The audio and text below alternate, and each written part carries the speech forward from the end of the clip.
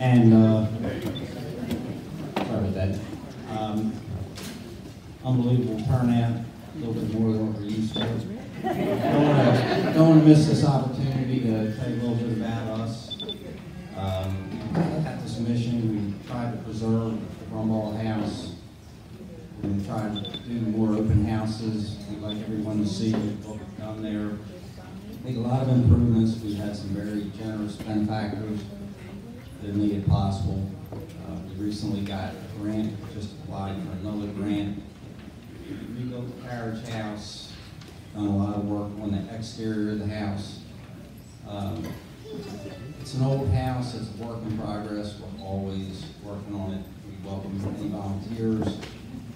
We also welcome any donations. We have boxes in the back. Before you leave tonight, please leave us a way to contact you, either email or an address. We'd like to get this kind of turnout at a lot of our meetings. We feel like we have a valid mission. We're really trying to preserve what makes Elkridge special. This kind of shows a good part of it.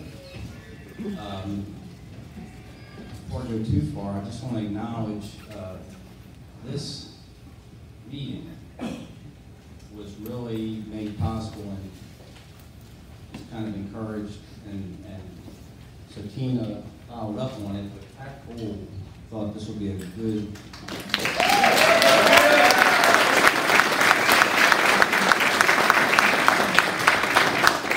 I think she was on to something. Thank you, Pat. This is amazing for us. We really appreciate it. I also want to let you know normally we would have our regular meetings every other month, second Tuesday of the month. So our next regular meeting will be April 14th. The theme is Patapsco Park, out relates to Elkridge. Betsy McMillion's going to be there. She's going to give a little bit of history on it. She's also going to be doing a book signing for a book she's written about the park. I also want to thank Frank Stanitski for everything he did to pull this meeting off.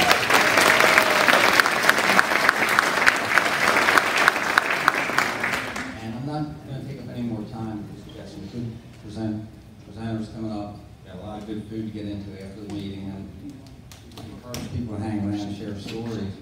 But Tina's going to tell you a little bit about how to stay in touch with us. Tina takes care of all our email, manages the website, and she'll tell you a little bit about how to stay in touch with what we do and what resources we have that you might be interested in. So thank you. Thank you, everybody, for being here. This is amazing.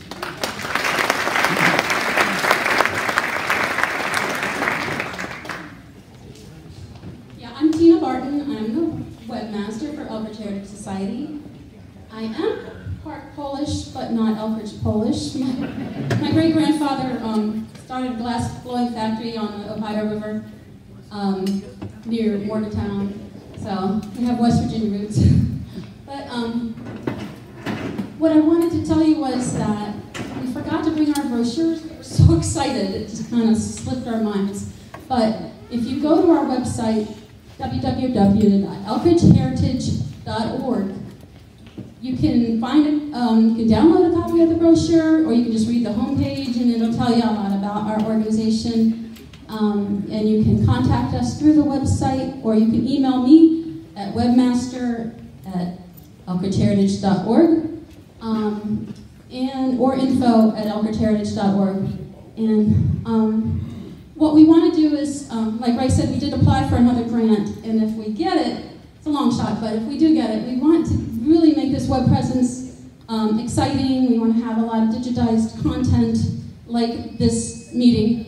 We're recording audio, we're recording video, other people are taking pictures, so it's very exciting. And so we have a members-only website that is attached to our regular website. And so if you sign up online, you just go to the Contact Us or tab and click on Become a Member. Then you can use PayPal. It's $25 for an individual, $35 for a family. And hopefully that members-only website will be partially worth it, because you'll see more content that might have to do with family history. But that is, we have to do a lot of digitization. It's going to be a lot of work. So if you want to volunteer, if you want to make donations in the box back there to all our efforts, we'd really appreciate it. But I don't want to take up any more time, so let's get on with Little Poland. Peter, thank you so much. There are a few folks standing in the back. Does anyone have seats available right next to them? Raise your hand. There's some seats up here in the front row. And we've got plenty more chairs in the closet if we can bring some more chairs out for you as well. Just want to make sure you're comfortable for our program. Thank you so much for coming tonight. We are so grateful that you're here tonight. And before we do begin our actual program, we did want to take a chance that, you're sitting with some people or behind you, in front of you that you may have never met before. So take a second, if you would, and just take a look around you and introduce yourself to the folks, to your neighbors that are sitting around you here tonight.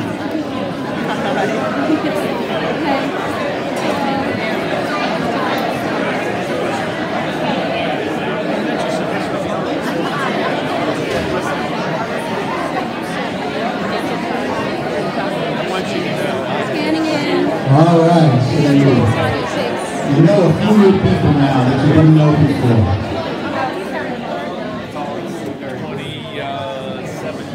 All right, so many of you probably saw the name of our program tonight and said, Little Poland. You've never heard Elkridge referred to as that, but it's true.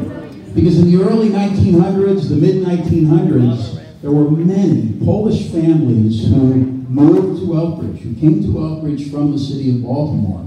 And many of those families, many of those individuals are still here in Elkridge right now. And we're represented today with 3 members of some of those Polish families that came to Elkridge many, many years ago. And we're going to talk tonight about some of that Polish history here in our town. So we are honored to have some prominent Elkridge residents up here along with us tonight. Let me introduce them to you. First off, to my far left, Dave Grabowski.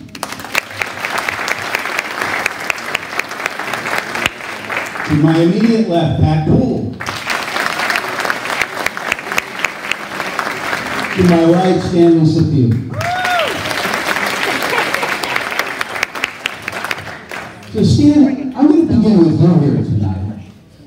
You're somewhat unique in that it's not your great-grandparents and your grandparents that came first to Elkridge, but it was you and your mom and dad and your siblings coming here for the first time many, many years ago. Tell us the story of how your family ended up coming to Elkridge. Well, the Marches came out, Vasilevskis, Fowlers. They were good friends of my parents. So when they moved out, I guess they put the plug in my parents' ear. Parents came out, looked around, seen a place they liked, purchased it. So we moved out in July of 1945. Purchased 3 3/8 acres. And like I say, we weren't related to just good friends from Poland and from East Baltimore. Why Elkridge? Why did the Marches and the families tend to come here? That I don't know. They'll tell us about that, right? Well, you guys followed along. And you were how old? When we moved here, 16. 16. So here you are, you're 16 years old, you've grown up in East Baltimore all your life, and one day your dad comes home and says, we're moving to Elkridge. How did that feel at the time? Very exciting. We lived in the city, we didn't even have a yard. So when you come out for 3 3/8 acres, man, that was great. How about your mom, your brother, your sister? How did they feel about this move at the time? They were all excited about it. Yeah, that was a big move for us. Plus, like I say, all our friends, well, Dad's friends were here, Mom's friends were here, so great. Did you have friends here, Stan? Did you know people right off the bat when you came to Elkridge, 16 years old? Well, not really. I mean, not many my age, but we met a lot. So. In 1945, 44, Elkridge looked a lot different than it does today, right? What was Elkridge like in 1944? Tell us about it. What are the memories that come to mind? Well, Elkridge was country. We didn't have a police department. If you needed a police, you called the Waterloo Barracks. We didn't have a fire department, because they didn't start the Elkridge Fire Department until, I think it was after the war, probably. I mean, like I said, this was the sticks. And where is the property that you came to back at that in 1945? Where is the land that your family bought? Oh, it's Old Washington Road, right off the Hanover Road. And, our property faced Old Washington Road, and a part of it faced Hanover Road. So we got frontage on 2 roads. And you're still there on that property, right? Not the whole property, but some of it was deeded to my sister, and some was deeded to my brother. And I imagine at that time, was there a Washington Road or just an old Washington Road at that time? Were they both there? It was Old Washington Road, and Washington Boulevard was there. But there was no parkway, there was no 95. Washington, US 1 was the only way to get here. Straight through, there was no Caton Avenue, no Southwestern Boulevard at that time. So coming to Elkridge must have been a trip out of the city, right? Yes, it was. Okay, Stan, we'll come back to you in just a moment. So, Pat, when your name first came up for this panel, someone said, oh, Pat, she can talk about family A, family B, family C, family, right down the line. And we've been looking at your family tree in the back there. What families are you representing here today, Pat? Well, I actually wrote some of this down because I don't want to miss anyone.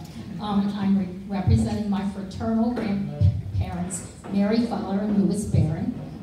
So that's Fowler and Baran. And my mother's side, Catherine Clomlett and Joseph Mark. And my grandmother's other 3 sisters. There's a picture over here of the 4 sisters that came here from Poland. And that is Caroline and Andrew Wesolowski, Stanley and Kaja Fowler. And I'm using the Americanized names because if I spit out the Polish, I don't think you all would be able to track it as we go along. And then my grandfather Baron's first cousin, Joseph and Tilly Baron. So I guess the names I am representing currently, because a lot of those people stayed. I have tons of stories from my parents and grandparents. My grandmother, Baran, lived till I was 23 and lived 1 house away from us and ate dinner with us frequently. But the names that you would see now that you would recognize would be Albright, Bush, Byerly, Dunkerley, Johns, Netzels, Newbowers, Pools, Quicks, Roscoe Sackers, Waltons, Wheels, in addition to, the Wesolowskis and the ones I named. So yes, I am related to, I think there were 2, 4, 6, 8, 10, 12 of them that came here from Poland. How big was your dinner table at Christmas Eve? It truly was, and some included, like my grandmother Baran came to my grandmother Mark's, but it was so big, our family was so big because they in turn, my parents, my mother was one of 7, so they had large Catholic families, and so it got to where the 4 sisters and the, my father's side, they had their individual family Christmas events because we couldn't all be together in one house. So what brought them to Elkridge, Pat? Why Elkridge? Of all the places they could have moved out of the city, why our town? Okay, all of them came, and this is, I found this very interesting because most people think that a lot of the immigrants at that time came through Ellis Island. They didn't. They all came through the port of Baltimore, and they all knew each other. And all of these families, my families, they knew each other in Poland, and some of them remained in Poland, and some of them married over there. And like Stanley was saying, my family was good friends with his family, and what brought them to Elkridge, some of them were, they were skilled, some of them were tailors. My grandfather, Louis Baran, he was a carpenter, but a fine furniture maker in Poland, and he came here and he started working in Baltimore, building pianos and bars. He built bars. And so he got picked up by a company in Washington, D.C., a large building company. And it was too far to go from Baltimore to Washington, so they started looking driving out, this was country, and it reminded them of the farmland that they all lived in Poland. So actually, my grandmother married Filer Baran and Ludwig, or Louis Baran, were the first ones out, and they came out here, and the reason I know this is because it was told to me 1,000 times. They moved out the day after my father was born, which was January 16th, 1921. So this year, my family has been here 99 years. Next year, we'll celebrate 100 years in Elkridge, so we're pretty proud of that. And then my mother was a Mark, one of the 4 sisters, and they used to come out. They had a farm. It was 30 acres. It's pretty much on Old Washington Road, the Barons, across from the car wash. The Valentines currently own it. And it was 30 acres, and like he said, they were very good friends. They sold off 10 acres to the Kasich family and 10 acres to the Linchitskis and Ziggies. Yes. But my father and Joseph and his brother Max, they built a big pond. I'm talking a big pond. It wasn't a little pond. And in the summer, my grandfather went to work in D.C. and my grandmother was running the farm, and they needed money. This was tough times, Depression era and the war era, and so they decided to open the pond up because it was a big swimming hole and make it like a country resort for all of their Polish friends from East Baltimore. And so on the weekends, my grandmother and her daughter Judy would fry chicken and make sarsaparilla and root beer, and the boys built bathhouses, and people started coming out on the weekends, and they'd stay overnight sometimes, and that's how they became really acquainted with Elkridge. And they knew when things got tough. My mother's side did not move out. Marks did not move out until mid-40s, early 40s, 1940s. And that was due to also the fact that that was wartime and rations were tough, and they came from farmland. And the Marks side bought a 40-acre parcel, and it fronted on Old Washington Road, pretty much from the old Elkridge Elementary School up to Bonneview Lane, on the opposite side of Bonneview Lane. And it went as far back as what is now, some of you may live there, in Canberry Woods, off of Hanover Road. That was their property, and we all grew up playing there. They had cows and chickens and you name it, livestock, and I have such fond memories of it as a child. And we also had fond memories, the Valentine family that bought the Baran farm, I swam in that pond. But a really quick, I know this is long, but a really quick side story. When my son, some of you know Craig Poole, when he was in high school, he applied for the Polish scholarship down in East Baltimore, and I took him down to Holy Rosary Church, and I was waiting for him in the waiting area, and he comes out and says, "Mom, these people in here used to swim as children in your grandparents' farm. They're out in Elkridge." So that was really nice, and of course we had a lengthy conversation about that. But they came out, primarily my grandfather came out because of work.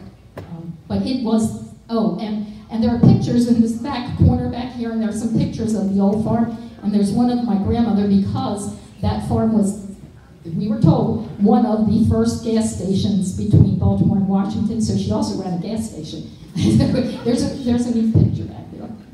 Dave, I'm going to come to you in just a second, but I want one question to follow up with Stan. You mentioned to me about swimming in the pond at the Casichs, right? So, and they were right next to the Barons. Talk about that. Well, yeah, when I was a kid, we lived in East Baltimore, and the man next to us belonged to the Polish Falcons. That was an athletic group, Polish athletic. So we came out Kasich for a whole week. We camped out there. I figured it was probably maybe the middle 1930s. I was just a young kid then. Yeah. So the Barons were so successful with that pond, the Kazakhs said, well, we're going to try that too. Give them some competition. They were good with it because they apparently had a lot of people. There's some pictures back there, but it was just every weekend a lot of people. But it was a way to make a little extra. I don't think they charged them, but I think sometimes there were donations made. So Dave, it's hard to maneuver around Elkridge without running into a Grabowski somewhere. Right? So tell us the story of the Grabowskis. where the Grabowskis.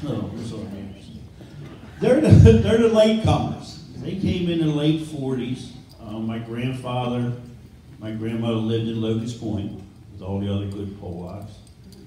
And they decided that my grandfather came from Poland when he was 16.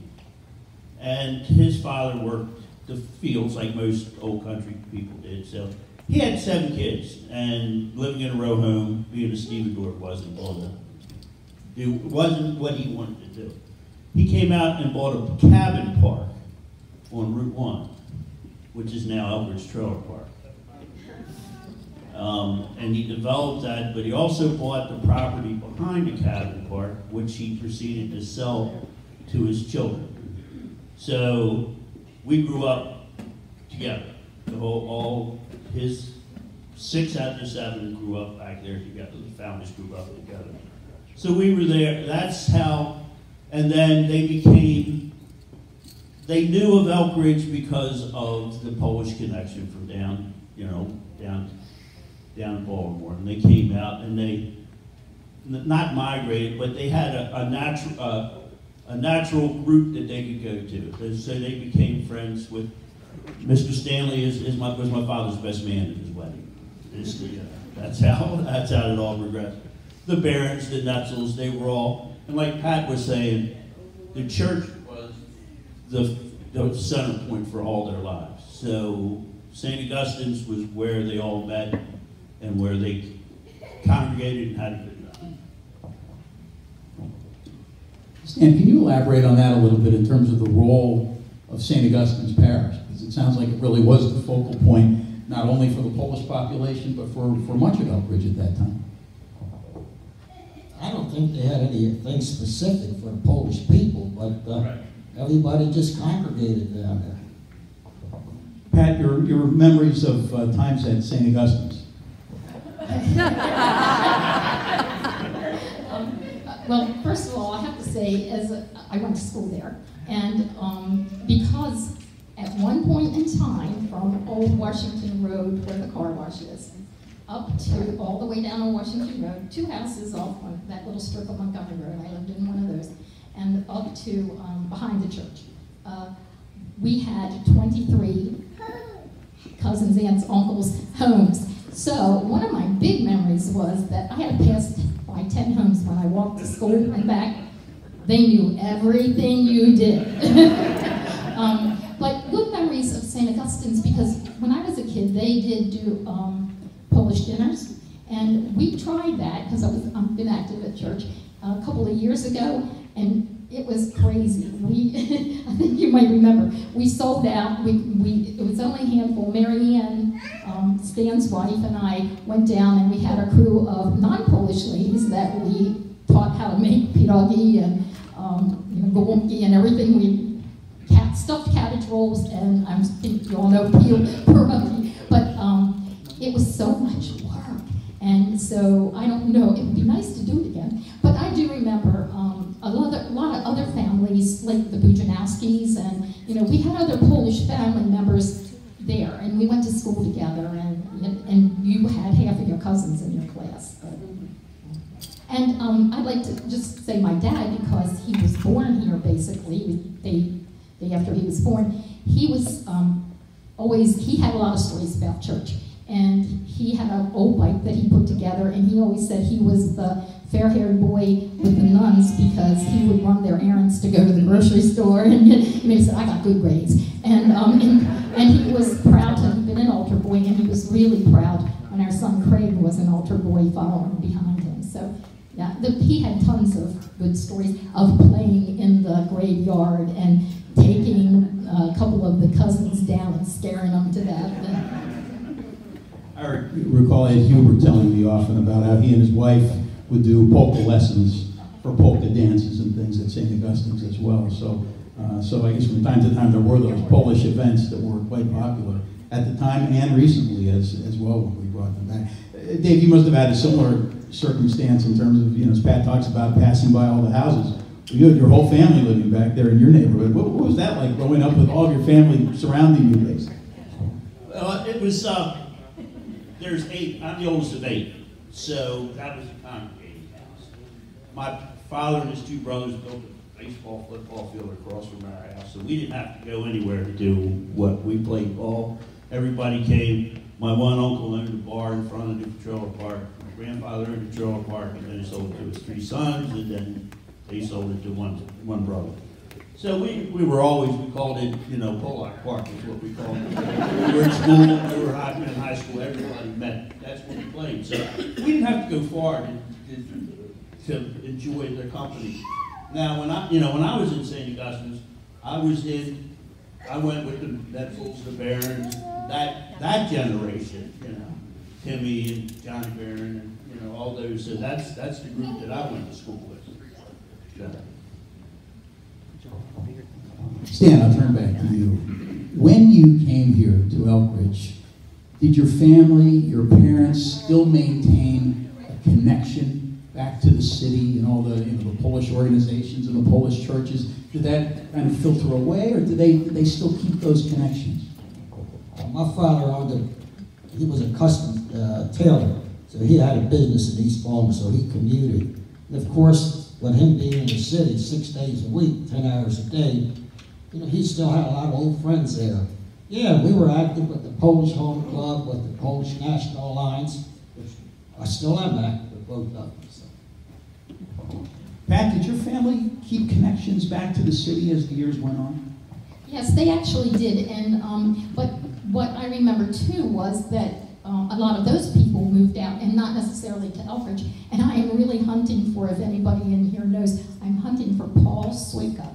He was, some of you may remember him, and they owned the Sunset Lounge, and that was a gentleman's club, is what I was told. But then it became a good restaurant, a really good. It was a cocktail. I can clarify that.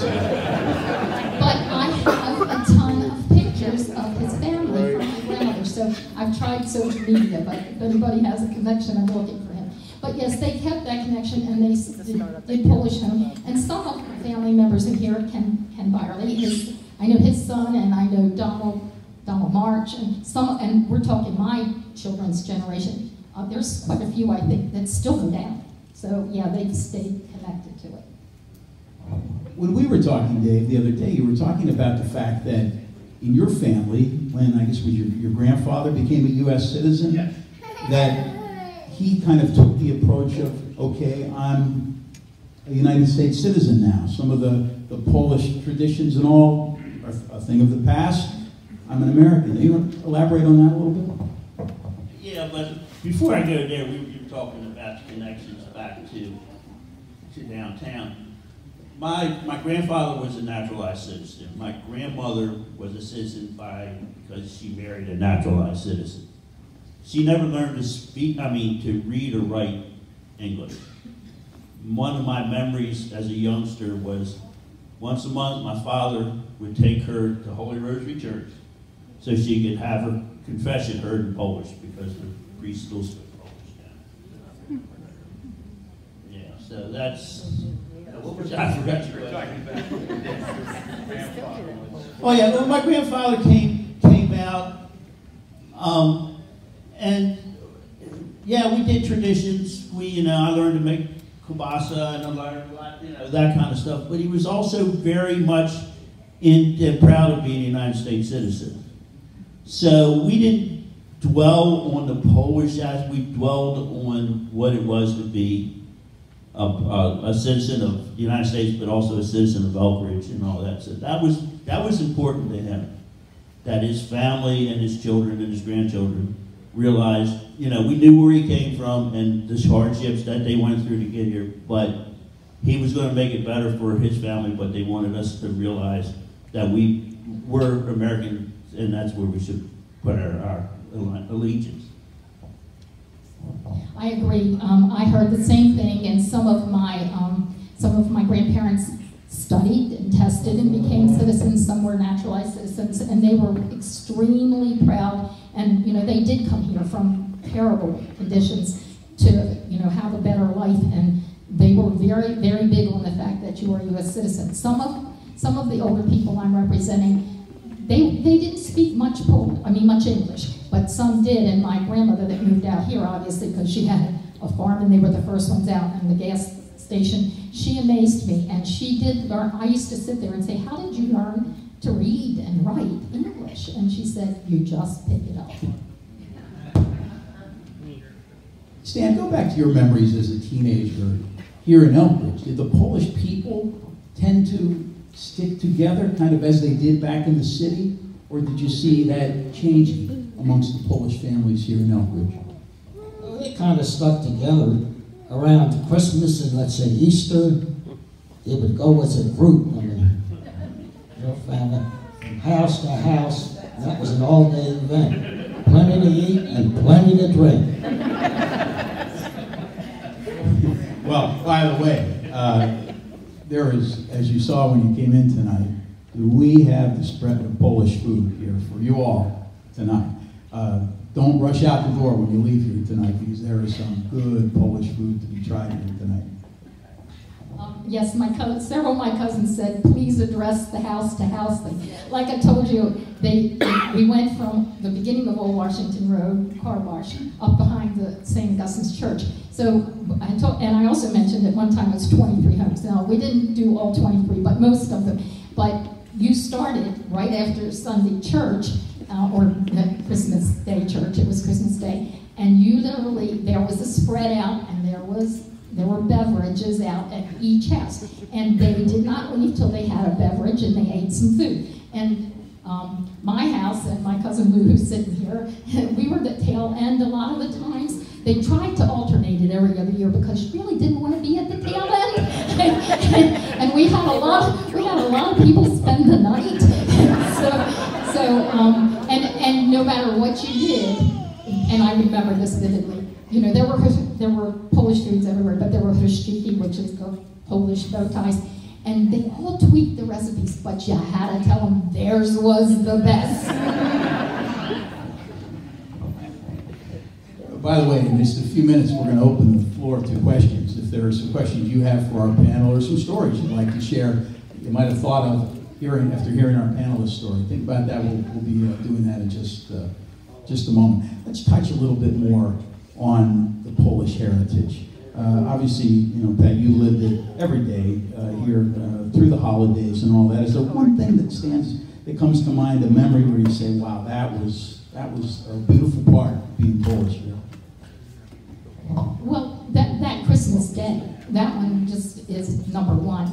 And there were just so many things.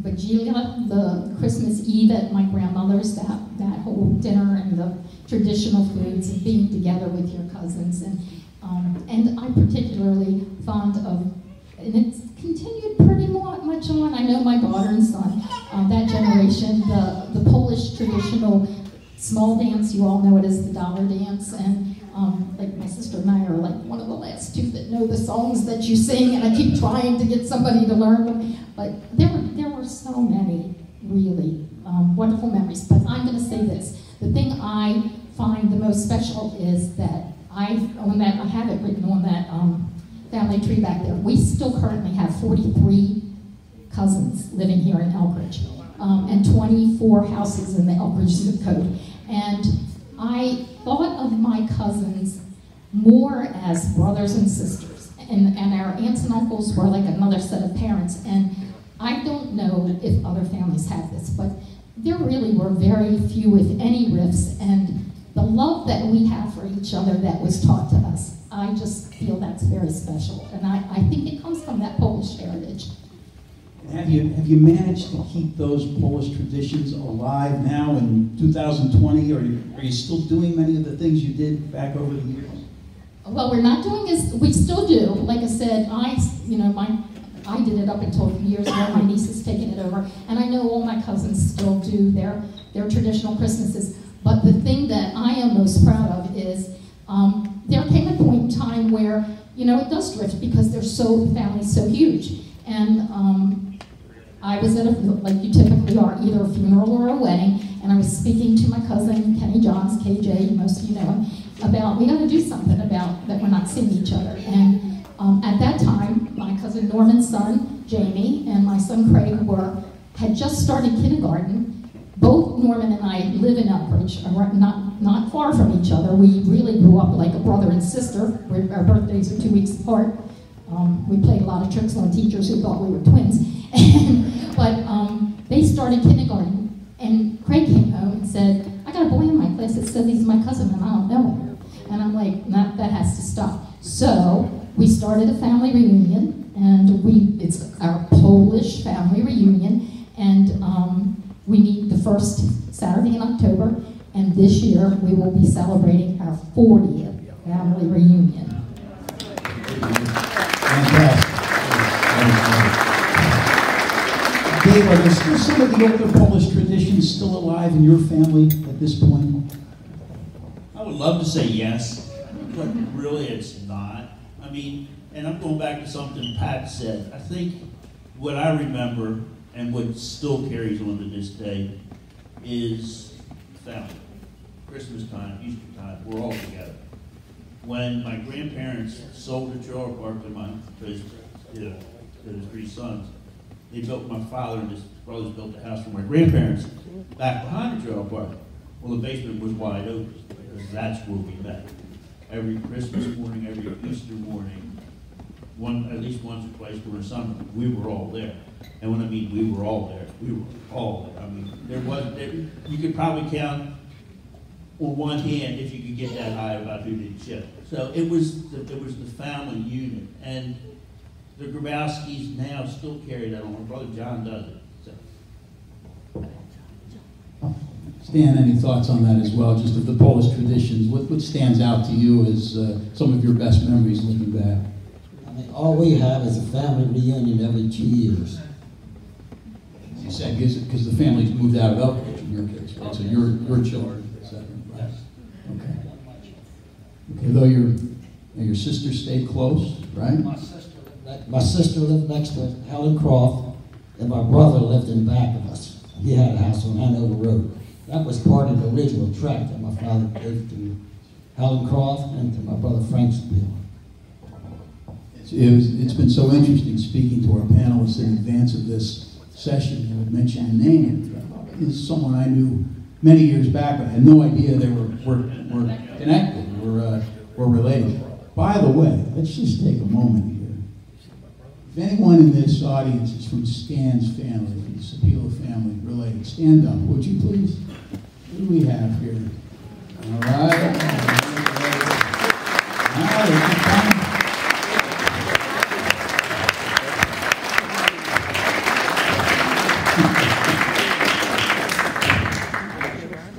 How about Dave's family? Grabowski's in the audience. Who do we have here? John back there. Thank you. Anyone here from Pat's family? Come on. Hey.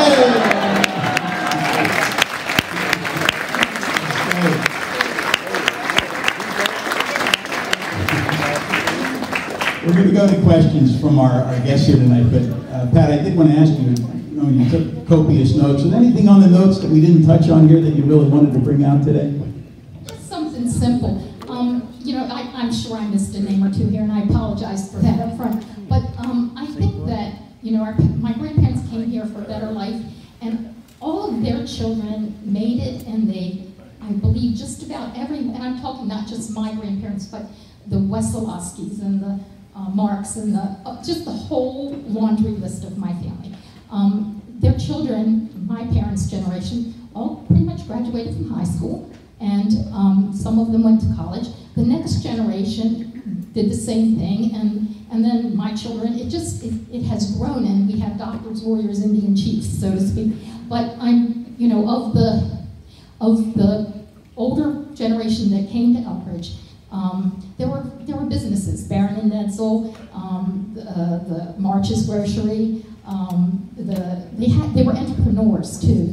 My father had the original Elkridge refrigeration, and I can't even remember all of them. But they went on to open businesses, and I had two uncles and a cousin who, and I know James was one, and Ted Filer, and I think Adam were the engineers on the Apollo mission. Is it what?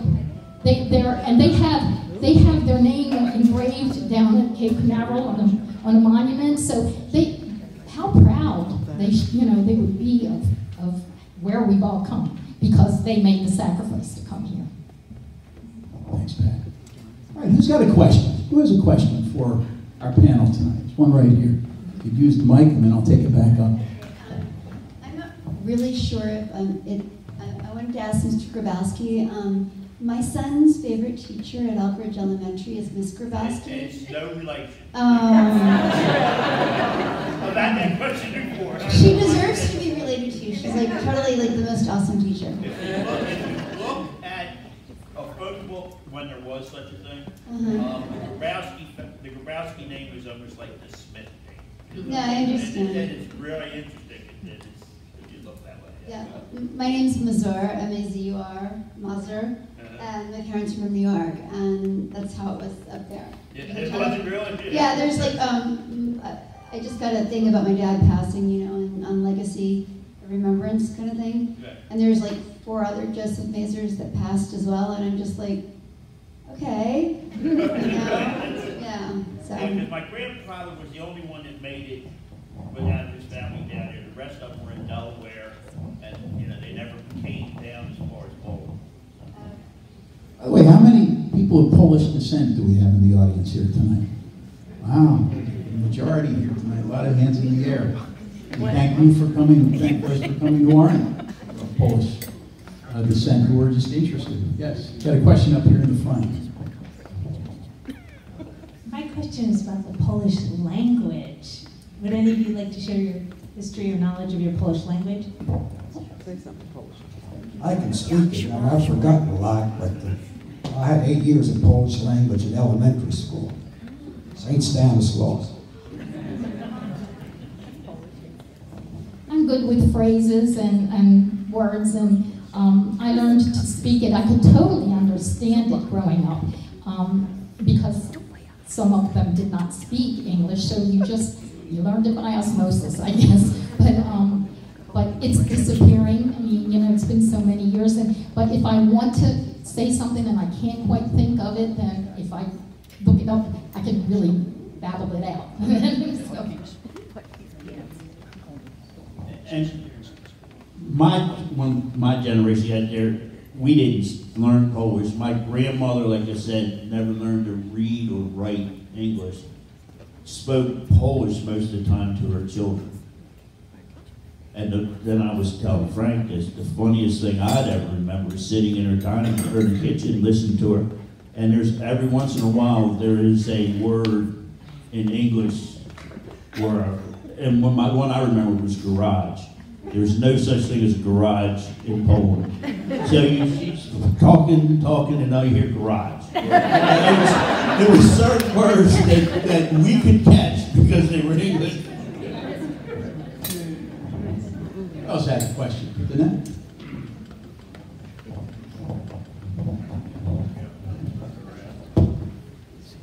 All right, my question is for all of you. Do you know what part of Poland your family comes from, and is it all the same part or different parts?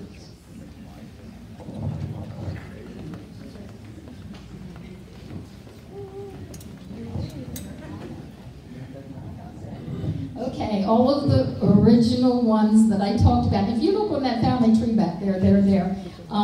Pretty much all of them came from or near the town of Gorodichitska. And I have it spelled if you were interested in it. And that Gorodichitska is located in southeast Poland, about 24 kilometers south of Warsaw. And it is currently bordered by Germany and Ukraine. But they pretty much all came from the same town or neighboring. Like I said, they all knew each other. The Barons, the Filers, the Marks, what's the other one? Who did I miss? Wesolowski. So they pretty much came from the same area. I think that my parents came from pretty the same area. Amelia, do we know where we came from? No, we don't? Okay. Frank, I'll answer that real quick. places, my grandmother, David's grandmother, came from a town that was obliterated during the war. And grandfather came from another town not far away. And we have those in our history. But, yeah, but her town is no longer exists. Well, you know, it's interesting too when you go back and you look at geography that's a part of Poland today. Wasn't perhaps at the time you're looking at. You know, that land got changed around between countries so frequently back then. You can Google Grodowczycka, and it is, someone handed me a map. It's down in this bottom left-hand corner, but if you Google it, you'll get an aerial view. It still exists, and it's small still. I think you'd have to spell that for us to Google it. Who has a question? Back here.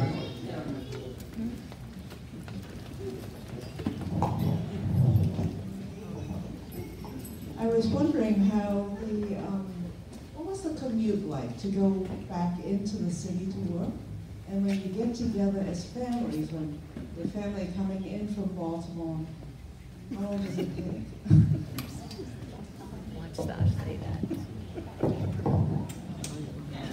Stan, why don't you answer that first, particularly at your time when you first came to Elkridge? What was that? What was the ride like from Baltimore down to Elkridge? Probably about half an hour to 45 minutes. But we also had good transportation at the time, public transportation. We had Greyhound and Trailways that made local stops right in Elkridge. And the fare was 25 cents, but if you bought a commuter book, it was 12.5 cents. When my dad was growing up, Old Washington Road was still a dirt road. And so they primarily, almost all of them had motorcycles. And they told all kinds of crazy stories about the motorcycles. But that's how they got back and forth. They did have cars, but you know, it was really rural. My dad talked about Old Washington Road still having a livery station. And probably prior to Stan, there was a one police officer house that lived in the house. If you were facing the old firehouse, the house to the right, some of us knew it as the Snyder House. He lived there, and the boys were Henri, Ralph Sacker, Joe Baran, Max Baran, you know, Chester. Uncle Chester, Weslowski. There were a whole slew of them that had motorcycles, and he used to tell stories of them partying a little and then going down from the police officer's house and backfiring their motorcycles to get him to chase them down Hanover Road.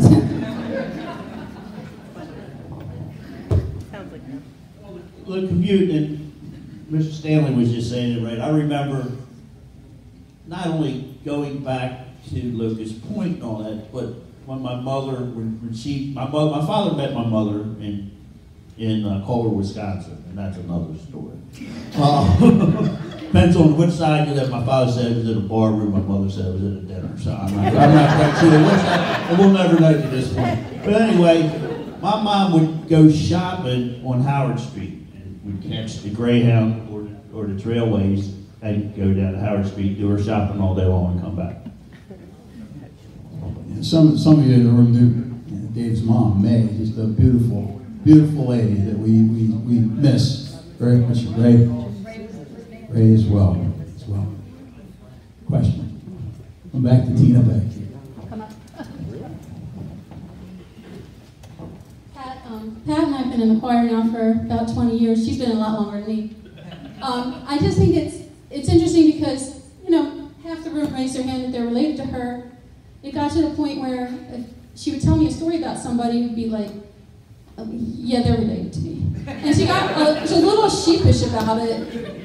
I think it's so interesting because she said there's 24 houses or 49 cousins. I think there's a lot more who are related to relations. It's not very many. They are. So what was it that your parents were afraid to? Yes. Tell that story. Well, I only included, this is crazy because my family's so big, I could just take over the night for half the night.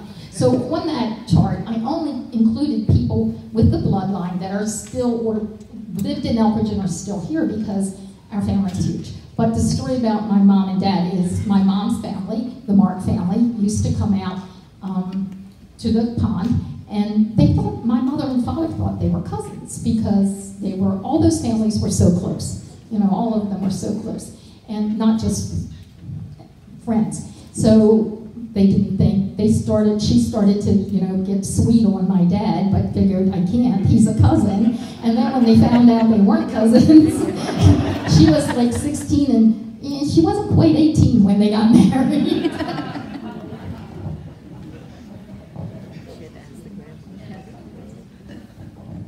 Other questions, other memories? Back here today.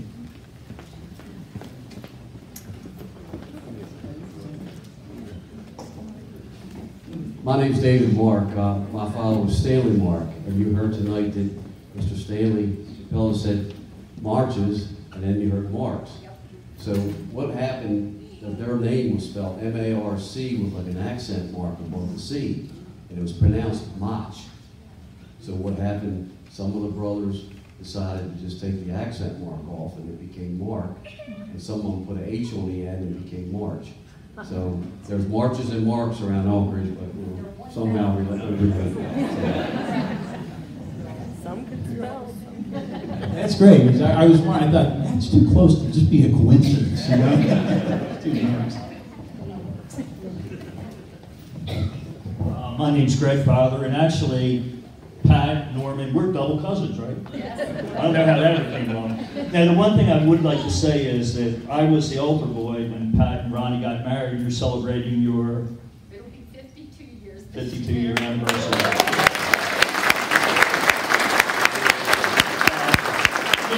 Getting back to St. Augustine's, I think back then our Catholic community was really, really strong. I mean, everybody went to St. Augustine's. We had the nuns. We had Sister Bertilla, Sister Regula, remember? Getting hit with the ruler and all that. But the one thing that we did learn back then was respect. And our families had a lot of respect. Our children had a lot of respect for our parents. And I think that's one thing that's really missing nowadays. And I hate to say it, but I wish we could go back to those days where you did have respect for everybody.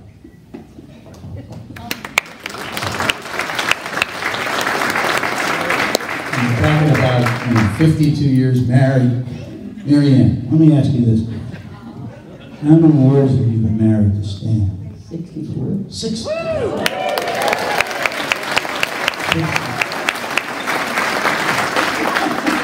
Lisa says there's a special place in heaven for Mary Ann. Stan, you hit the jackpot with Mary Ann, all right? Polish wife, right? Absolutely. Other questions? Yes, Pat. I have a quick response to Greg. If you look at that crazy chart back there, they came out here, they were already married. They knew, like I said, some of them knew each other in Poland, but the families married into each other.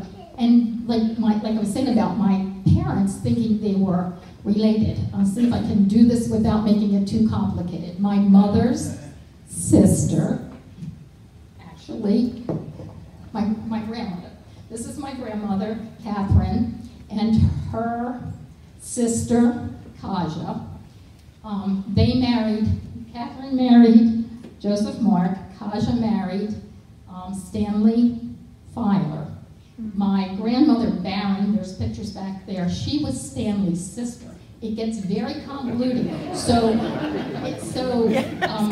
are double cousins, but I have one even better and try explaining this one. My cousin Ken met his wife, my husband Ron's sister, at my wedding, and Ken is my double cousin brother.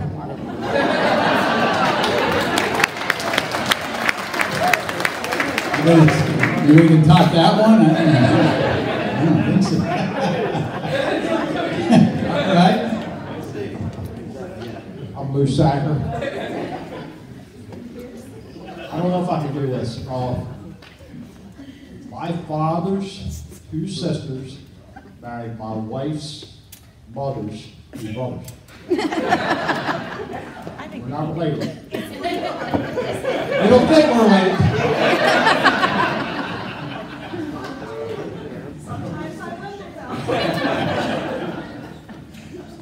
Other questions, stories to share? Yes. I'm Pat's granddaughter, and the joke in the family is don't date anyone in Elkridge because they're probably your cousins. Good advice. That is even worse for Emily because she has this whole Polish bloodline we're talking about. But I see Doug smiling. Doug is one of her cousins. You all know Doug Duval. She is also related to the Millers and the Schillings and the Neubauers, and her last name is Neubauer. So we do tell her, you come home and tell us who it is, please.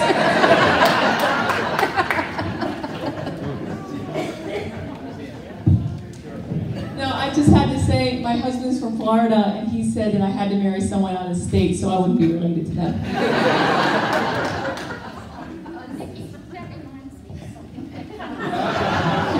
Nikki reminded me of something. I think this is really special. Nikki lives in her original grandmother's house on Old Washington Road, and Zach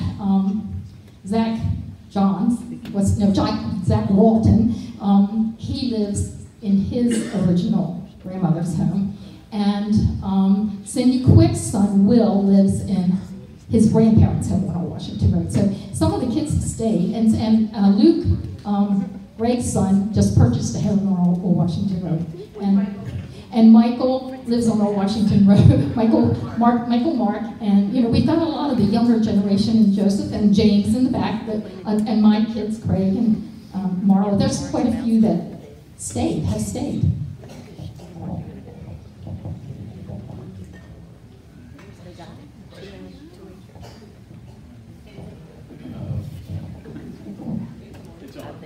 Can we finish this with a Stolat?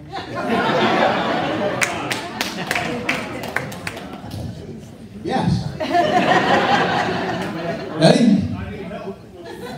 Stolat, Stolat, yeah, Gia now. Stolat, Stolat, yeah, Gia now. Yes, now. Yes, now. Yes, Gia now. Yes, Gia now.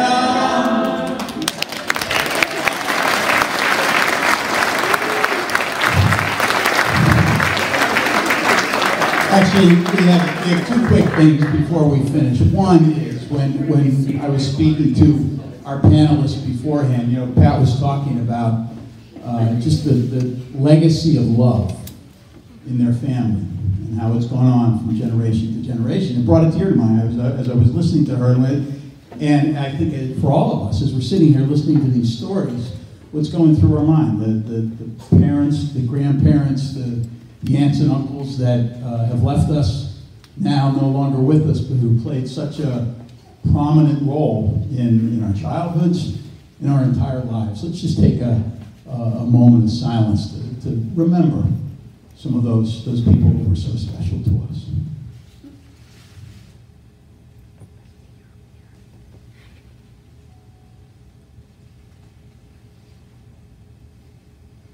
And then lastly, before we break and enjoy our Polish food here tonight, if you're listening to some of these stories here tonight and the traditions and thinking, well, boy, it was great stuff, but it's from the old times, right? That's not really how we don't have those traditions, that legacy as much now anymore as the years go by. We wanted you to be certain to know that the legacy is alive. In Baltimore, Polonia is very much still alive. Maryland, Polonia is still very much alive. And as I was getting RSVPs for tonight, I saw Richard Prim, RSVP. Richard is probably more connected to Maryland, Polonia than anyone I know here in this area. And I asked Richard if he would just briefly touch on some of the Polish organizations that are still alive and well right up the road in Baltimore. Richard?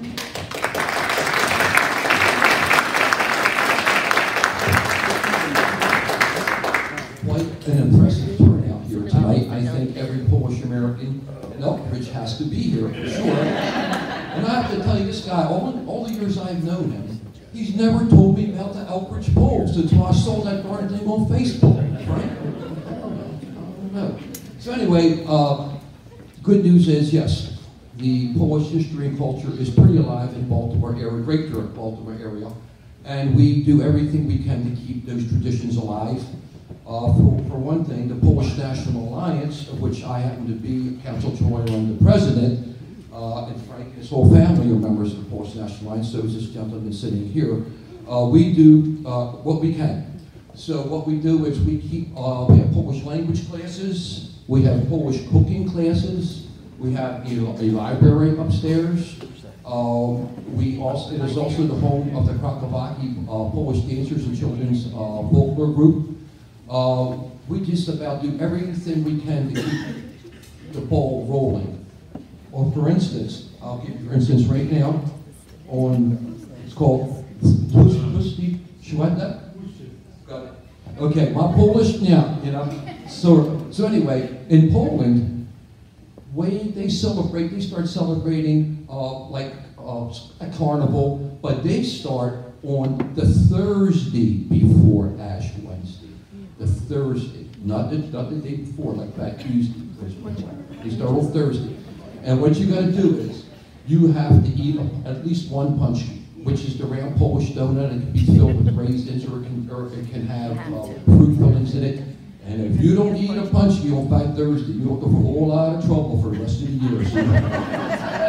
So the good news is, down at the Polish National Alliance, it's going to be, wait a minute here, I got it here, Thursday, February 20th, a week from this Thursday, you come on down there, and it's at 1627 Eastern Avenue, which is which is Broadway. It's an intersection of Broadway and Eastern on Eastern Avenue. So come on down. We're going to start at about 3 o'clock. The punchkis will be there waiting for you. Also, there will be Polish beer, Polish bigos, kielbasa platters, whatever, and drink specials. So we're doing that to keep it alive. Also, what we're doing is, this is about the third or fourth year, we have Polish cooking classes at the Polish National Alliance, and they fill up pretty quickly. And we just had the third one. There'll be one on March 7th. There'll be the last one on April 4th. I'm going to take these brochures and some other my business cards, and I'm going to put them on the table back there. The business cards all have the email addresses and the website situation, so you can go look for yourself to see what's available, because I can't stay there all night. It'll take all night to tell you every darn thing. Okay. And another thing is very important. This year is the 20th anniversary of the National Cotton Memorial in Baltimore.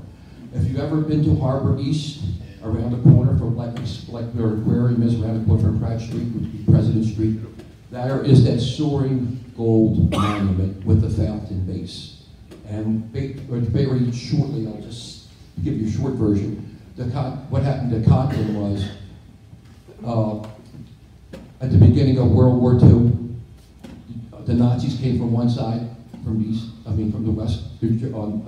Russians came from the east by design. And what happened was, with the Polish army officers that the Russians captured, Stalin decided that he was going to eliminate them. And their main reason was, it was like over 20,000. And their main reason was because the Polish, the officers of reserve, most of them were reserve officers. They were the doctors, they were the lawyers, they were the intelligentsias, they were the college professors, they were the engineers. So Stalin, as devious as that SOB was, he figured, get rid of these guys now, because when I take over Poland after World War II, which they did, the Soviets, that there would be no resistance for them. There would be nobody to help rebuild the Polish nation. They will rebuild it in the image of the Soviet Union. So that's what the monument is for. So getting back to that, this year, on April the 26th, the last Sunday in April, come on down there. We're going to have Mass at Holy Rosary Church. Then there's going to be a coffee and pastry reception. And at 1 o'clock, there will be a reception. Everybody's invited. A reception at the Polish National Alliance. There's no tickets or anything. Everybody is welcome to come. So that's going to be, it starts off at 10:30 at Holy Rosary, 1 o'clock at the monument. And after the monument, you're all invited to come to the reception, which is all usually well attended. Usually we have all the VIPs, the politicians, people from the Polish embassy, whatever, will come and speak at the monument site. So you're all welcome. And also, this gentleman was talking about Holy Rosary Church. Well, it's still there. Okay, that's the new church on Chester Street. You have priests from Poland. I should go make her confession in Polish if you want. It might be a good idea, I'm not sure. And also, one other thing.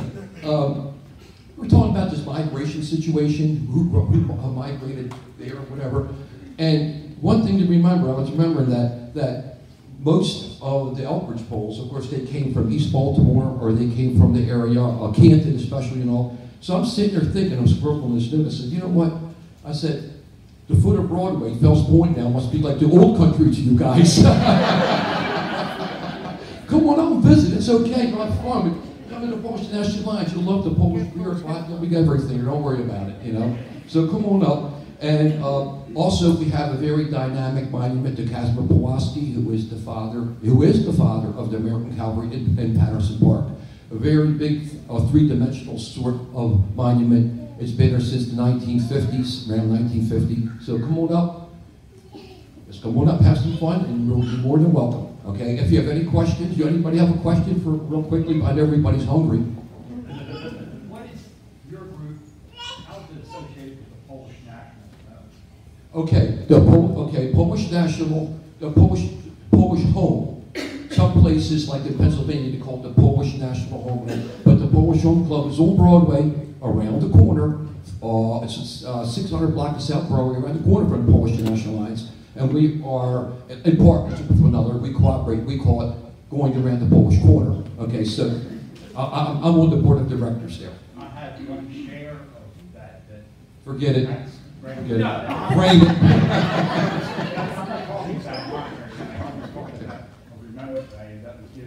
That our grandfather bought in 1990 when I had it. Okay. What you're talking about a lot of times was back then, because Poland was reconstituted, was reestablished as a nation after World War I, because it was partitioned before that. It's a long story. But a lot of times what they were doing was the new Polish nation, after 1918 upwards, they were selling bonds to help the Polish government, to help rebuild the country. So a lot of these people have these bonds.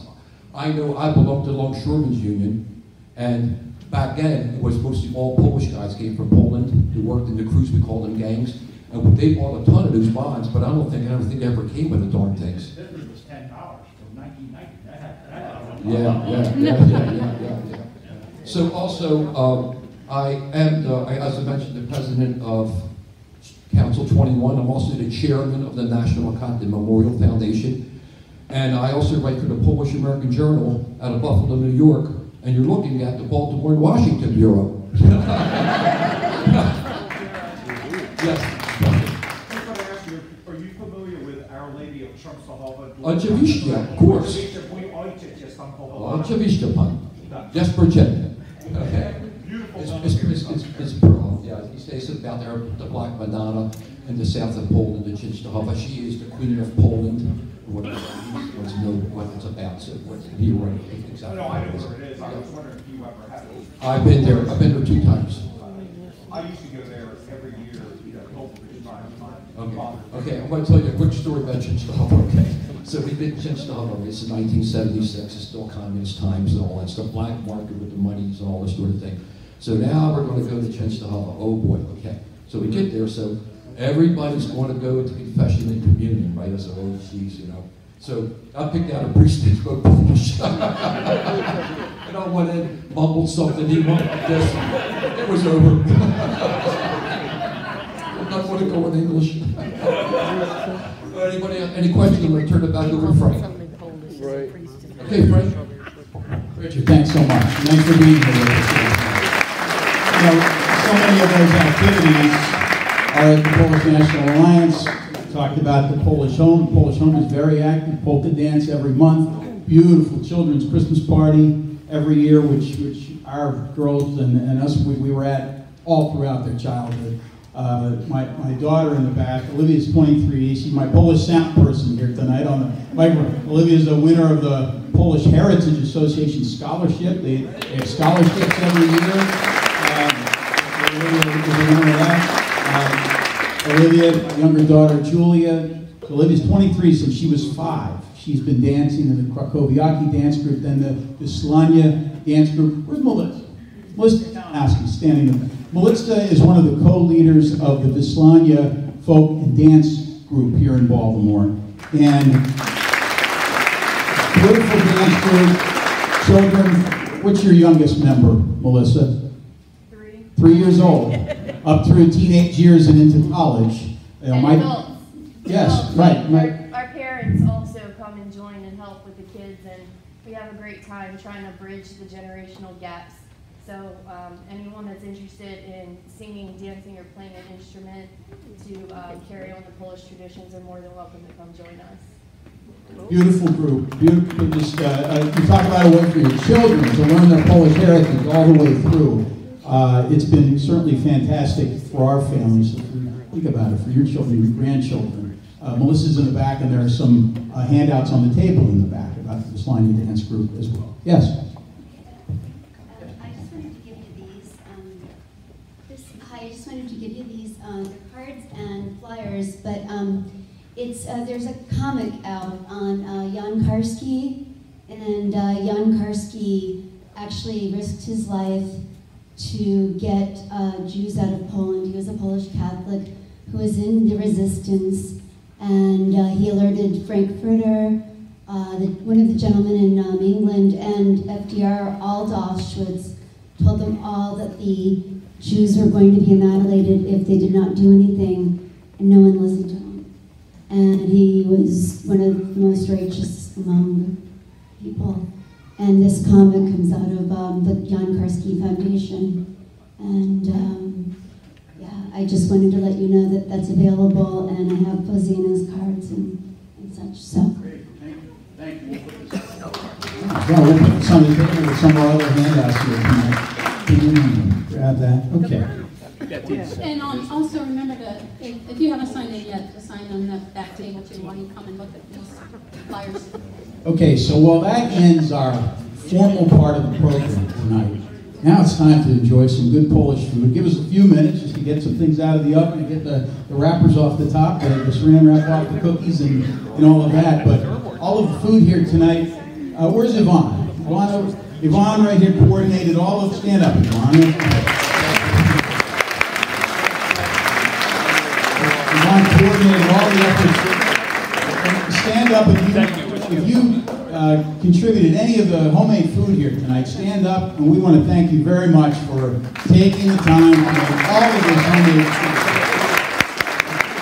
Thank you so much. Everything is complimentary, free of charge.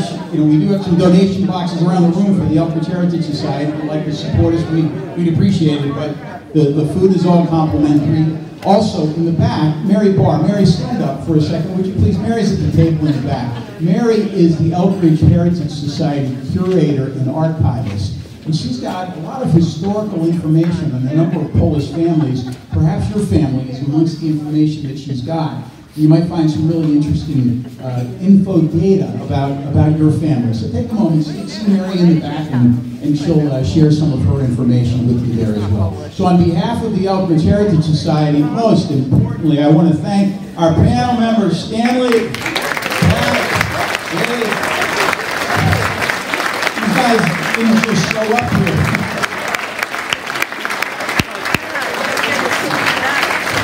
Folks didn't just show up here tonight. They put a lot of preparation into thinking through what they were going to talk about, and we sure appreciate that. Thank you all so much for coming out tonight. Come see us again at our next events for the Heritage Society. Drive home safe tonight. Enjoy the food on the table. Good night, everybody.